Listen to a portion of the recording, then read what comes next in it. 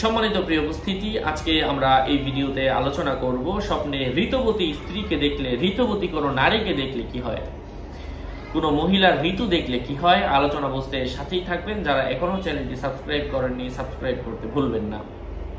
কোনো পুরুষ যদি নিজেকেই নিজে ঋতুবতী দেখে, এর অর্থ হচ্ছে সে কোনো বাজারে মাহরামের সঙ্গে জিনা করবে এবং অন্যায় পথে ধাবিত হবে।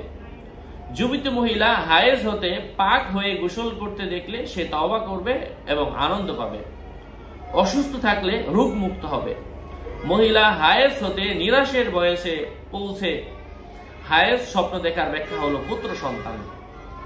মহিলা তার ঋতুকালীন সময় উত্তীর্ণের পরবর্তী রক্তস্রাব হচ্ছে দেখলে বুঝতে হবে সে কোনো গুনাহে লিপ্ত হচ্ছে এবং সেই গুনাহ হতে বাঁচার চেষ্টা করছে, কিন্তু ওই নারী গুনাহ থেকে বাঁচতে পারছে না।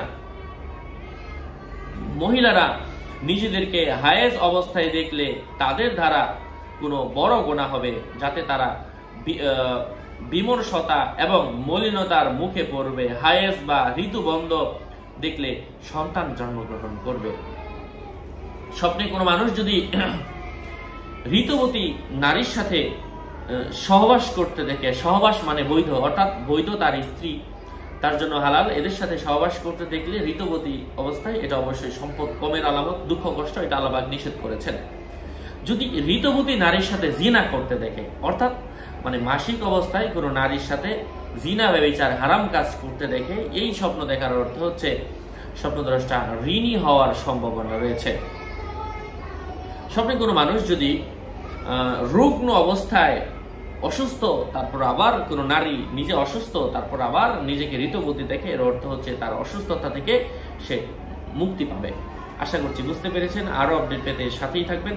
আপনাদের মঙ্গল এবং দীর্ঘায়ু কামনা করে এখানেই শেষ করছি। আসসালামু আলাইকুম ওয়া রাহমাতুল্লাহ।